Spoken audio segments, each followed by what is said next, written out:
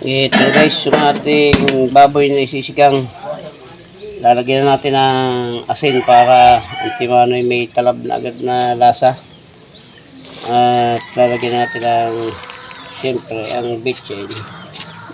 Yan, mamaya na guys yung ibang mamaya na ibang pangsahog niyan. Hayaan mo natin kumulo. Pag kulo niyan, lalagyan natin yung gabi at tatagdagan natin ng kaunting sabaw. Yun na guys.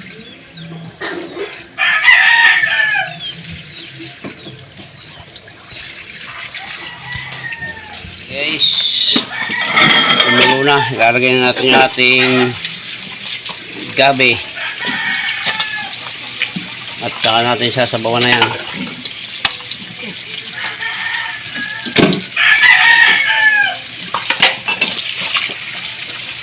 Yan, tama naman na yan para tatagdagan pa natin ng konti. Hindi abot yung gabi. Yan guys, yung gagamitin natin sampalok na pure. Yung natural lang kasi may gabi naman na yun. Tapos yan, sibuyas, kamatis, siyempre talong at siling panigang or pamaksew, labanos at kangkong. Ayan guys, ang gagamitin nating gulay sa ating menu sa araw na ito, ang sinigang na baboy. Yan. Ayan guys, kulong-kulo na. Lalagyan natin ito ating kamatis. Mamaya na yung sibuyas para mas malasa siya guys. Yan, lang muna natin matunaw yun dyan. Yan guys, lalagyan natin sibuyas para unti-unti na itong magkalasa. Titignan natin mamaya yan kung anong lasa ng alat nyan. At kaunti lang inasin ko dyan, dadagdagan na lang natin pagkulang.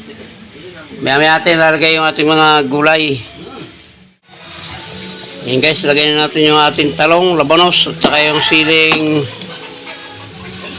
panigang or pamaksew. Pinagsabay-sabay ko na yan, ganoon din naman yan. Mamaya panghuhuli natin yung kangkong. Ayan na, wala na sabaw, kakaunti na. Ayos lang yan para medyo malapot.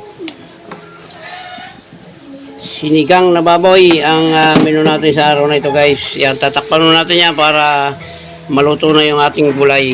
Bago natin ilagay yung ating kangkong. So guys, ilagay natin yung ating kangkong.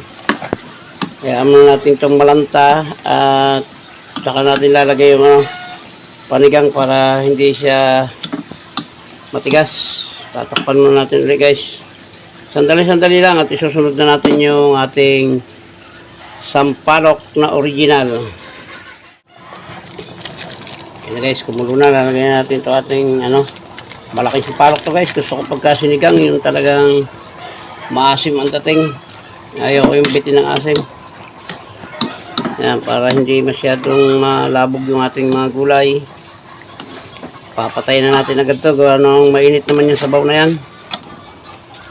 Yan, sinigang na baboy. Ano to guys, yung parting picturean kagaya noong aking nilutong lechong kawali. Yun ang pinakamasarap kasi sa baboy, yung parting pitso. Yan, titikman natin guys yung kanyang lasa, yung alat, yung asim.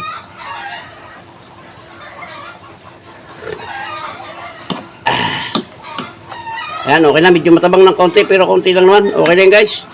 At palalantay yung ating gulay, madudurog. Yan, muli po ay maraming salamat po sa inyong lahat. Sa lahat po ng umabot sa dulo ng vlog na ito na pagluluto ng sinigang na baboy. Hanggang dito na lang po at mabuhay po kayo. Mabuhay tayong lahat. Hanggang dito na lang po. Bye-bye na po. I love you all.